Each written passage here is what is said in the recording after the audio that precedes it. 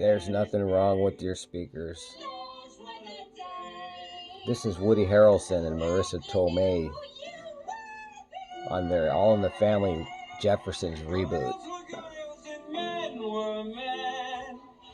Mister, we could use a man like women over again. Didn't need no welfare state. Everybody pulled his weight. G.R.O. was salad great. Goes one a day.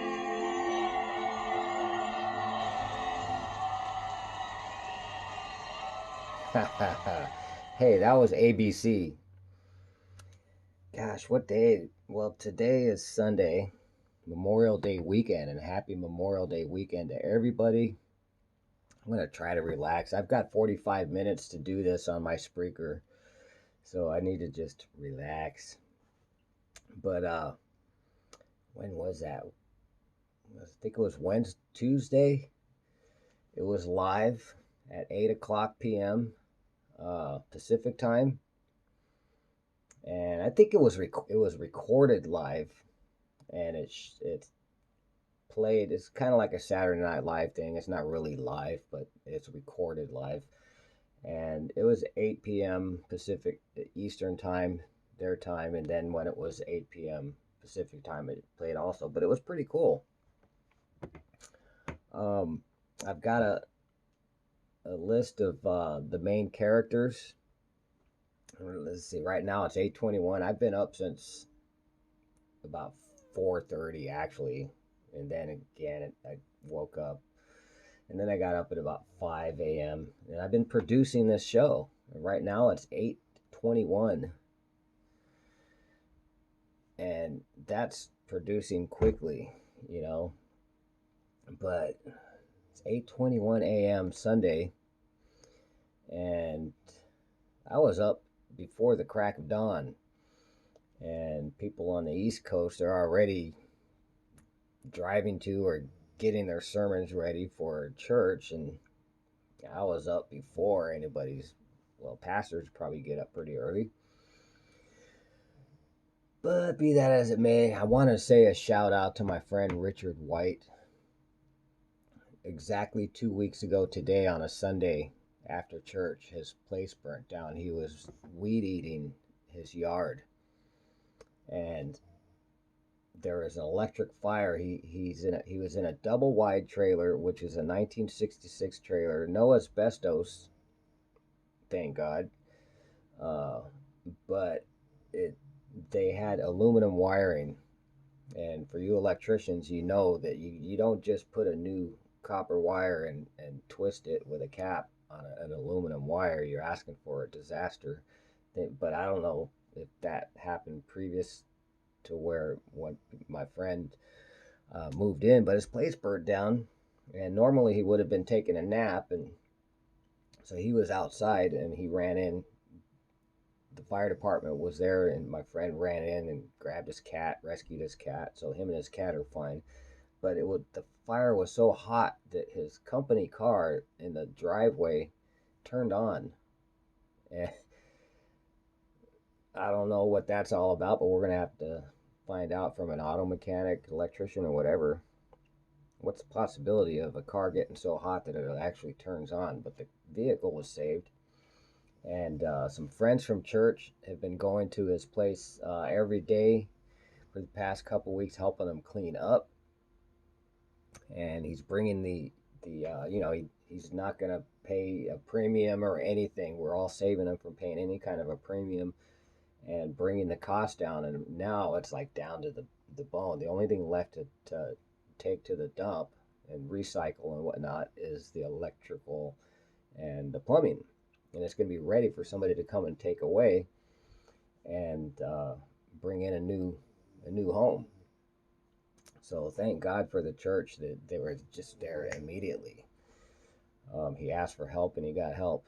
So shout out to my friend Richard White. I've known him since 2003. We're best buddies, and God bless him. But the title of my show what did I title it? Can I see it anywhere? I can't even see my title. But nostalgia, and basically, what is the meaning of the reboot of All in the Family and the Jeffersons? All in the Family, I think it began in 1971, and I was 7 years old at that time, and I remember that from being 7 years old. And then about 1974, I was like 10 years old. The Jeffersons came on, so it's a can't think of the word, but it's a related show, and it's pretty awesome. So, what is the meaning behind it? And how about the term weaponizing nostalgia? And I want to get detailed into that, and I actually wrote it down so I won't stammer and everything like Nancy Pelosi, the stammerer. I'm not talking about politics. This is a fun show. But what is the meaning of this reboot? I think is it's kind of like a redemption for Hollywood for being so vocal and unfunny and unentertaining. Um, uh, Something that I want to bring up right now because it's May 26th, Sunday of 2019. Um, our current president, Donald Trump, his first day in office was in, I don't know, January 21, something like that, of 2017. We all know the division that was fueled and flamed and not to correlate or relate to my friend's home being burned down, but fueling the fire of racial tension previous 8 years, be it mainstream media, fake news, Hollywood. New York's got their entertainment, and so does Atlanta, Georgia, and places in Texas. They've all got their little footholds in entertainment. But I could remember probably, during the previous presidential debates around 2015, there was a big hot subject of redemption. And that was, I actually did a Spreaker, an audio and a podcast about redemption. I pretty much talked about everything between at least 2011 and now. It's about 8 years. I've been podcasting for about 8 years and doing YouTubes. And this is going to be on YouTube. Right now it's live on Spreaker, and I'm actually recording, not live on YouTube, but recording, and then I'm going to put it on Facebook. I'm not doing Facebook Live anymore because it's too much of a problem creating a file. You can't even create a file unless it stays on. So I'm just doing it the right way. But redemption, I'm going to get into detail on what one person's take was. And instead of taking offense and I can critique All in the Family. Well, for one, the guy that played Meathead, he called Archie a racist. No, his daughter did. The lady that played Sally Struthers' part. She said, "Well, you're a racist, Daddy." Well, I remember watching. They didn't use the word racist back then. Racist was a word back then, but they used the word prejudiced. And race, the subject of racism actually became a hot subject in Alinsky's writings and Karl Marx's writings.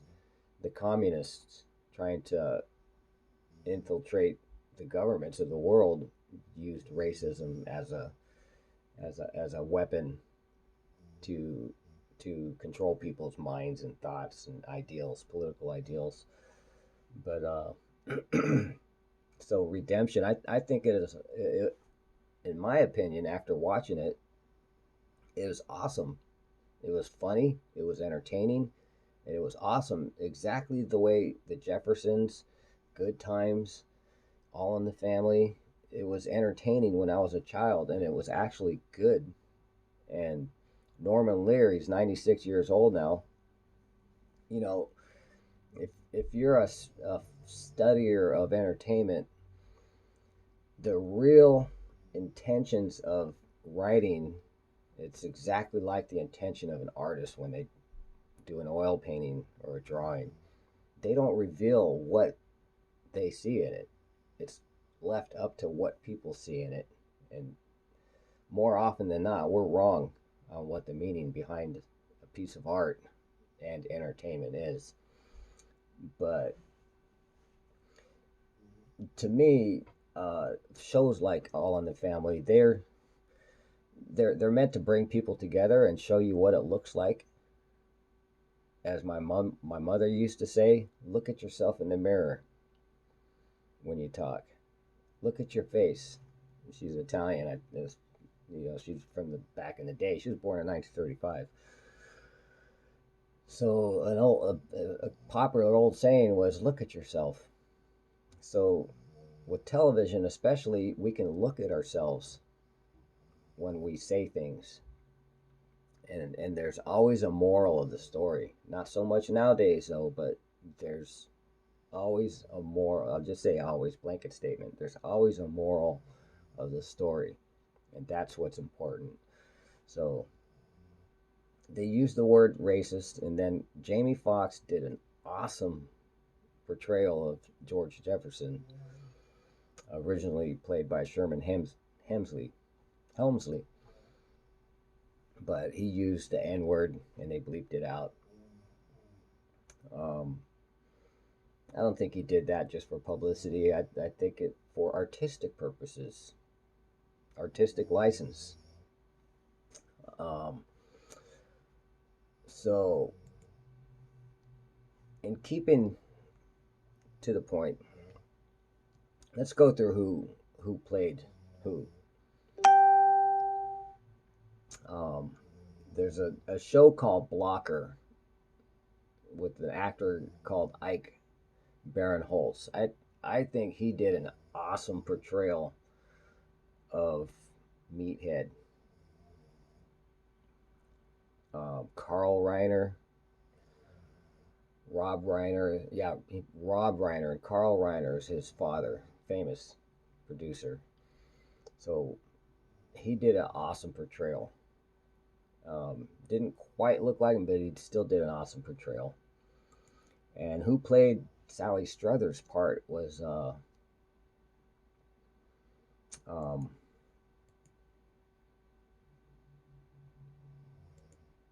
get into it.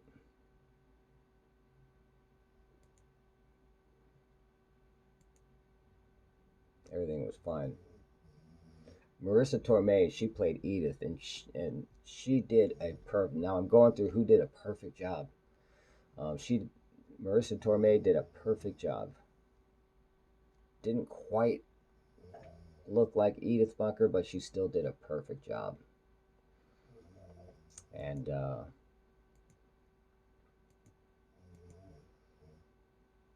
Kimmy Schmidt, the unbreakable Kimmy Schmidt star. Ellie Kemper, she did an awesome job of Sally Struthers' part. Edith and Archie Bunker's daughter. And her role was Gloria. And what's the guy's name that played Archie Bunker?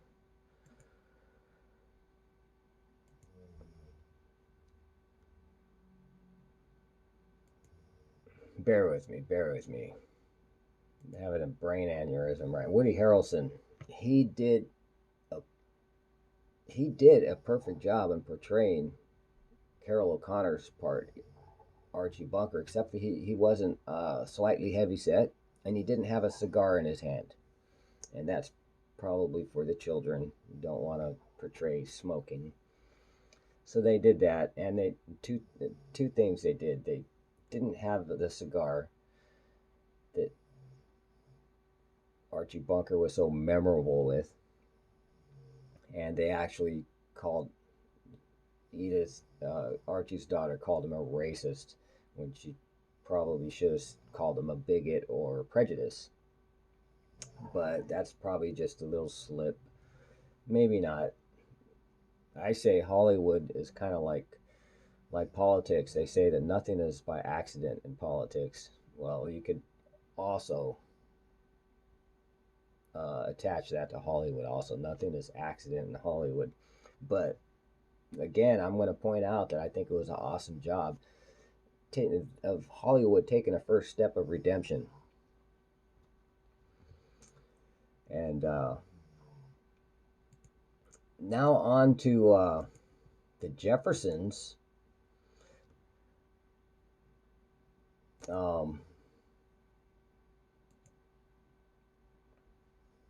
Anthony Anderson played Henry Jefferson, one of George Jefferson's sons, and he did an awesome job. And he was one of the cast members that did so well at the portrayal that whether he looked like the character, I don't. That was a rare appearance, though.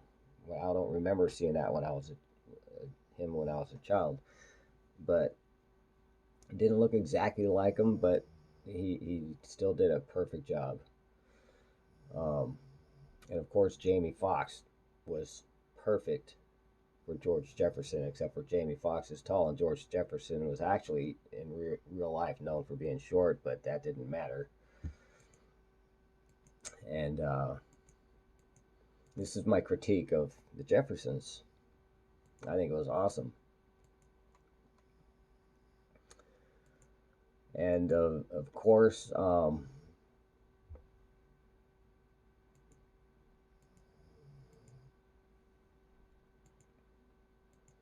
I mentioned Jamie Foxx. He was awesome. And the portrayal of Wheezy, Louise Jefferson, was played by Wanda Sykes. And everybody knows Wanda Sykes, except for me right now because it's so early. I've been up so long, I have brain farts. I've got to see my notes. But Wanda Sykes, she has a very good resemblance to the original maid on the Jeffersons.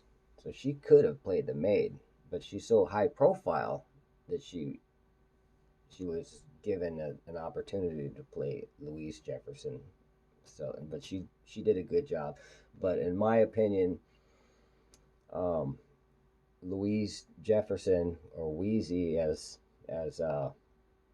Sherman Hemsley used to call her, Mr. Jefferson used to call her Wheezy, nickname. She didn't have a good portrayal in this, but Wanda Sykes is still an awesome actress. And Will Ferrell, of course, played not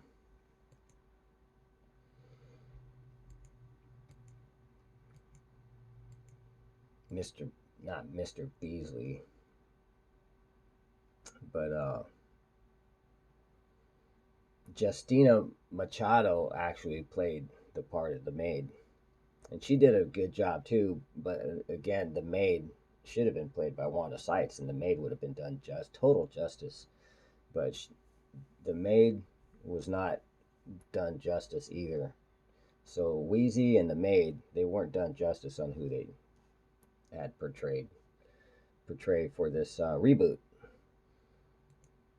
And ABC got top headlines.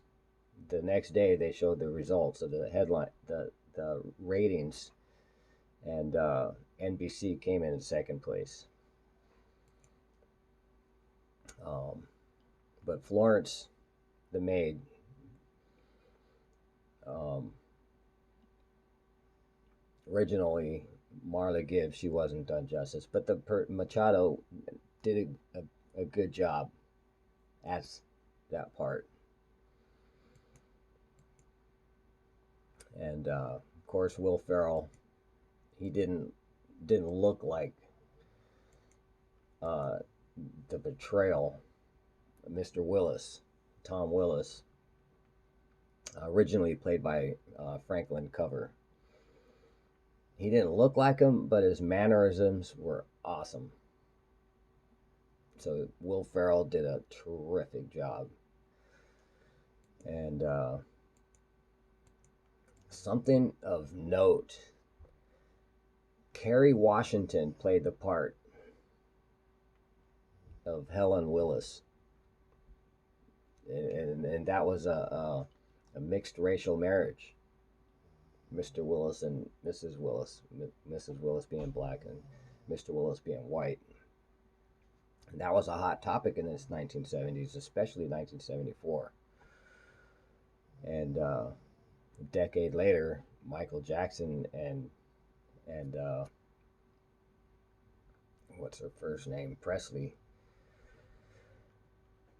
Elvis Presley's daughter got married, and that was still a hot topic in the 1980s.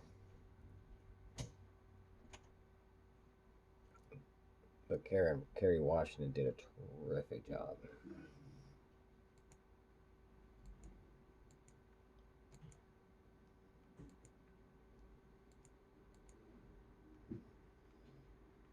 So that's my critique of the Jeffersons.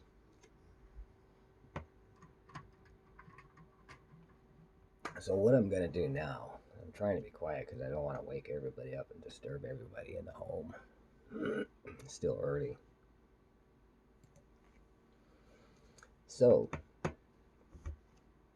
going to conclude this with this brilliant diatribe, and it's going to be in my blog.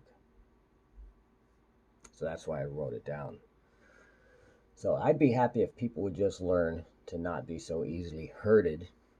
Have you ever seen a Mexican American with a real or fake dreadlocks? Of course not. No way, no how.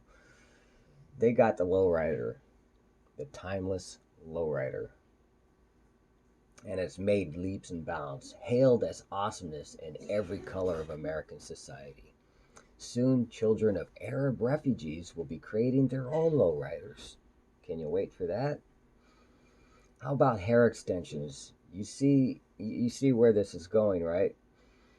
America is an entrepreneurial paradise. This is interesting. Here's some interesting triviality. A very popular news blog called PJ Media has a headline yesterday, that reads, "Why Hollywood is Weaponizing Nostalgia Against Trump. From Laugh-In to All in the Family to the Jeffersons." And so my blog, before I continue, is a contrast to copying an attitude such as this headline. And you can tell what the rest of the story is. But it had some good points, and it fueled my interest in the subject that I'm talking to you right now about. So, but when did nostalgia rise? I remember in 1997, when I was in college, in a critical thinking class, one of my instructors, and this was a new thought, he said that old is going to be cool and new is going to be uncool. And that was like a prediction. That was a very on point prediction. And I'm like, oh, cool. I mean, it's not fair for new to be uncool, of course. I had a brain, unlike many people being herded nowadays. They don't know how to think for themselves. But what was cool is like, oh, cool. So my days are going to be cool. So I don't want to get too far in that because I already covered it in my blog form, what I'm reading. So that was 1997. So the early 1990s with but when did nostalgia rise? The early 1990s was stonewashed and pre-bleached jeans, I suppose. Remember those?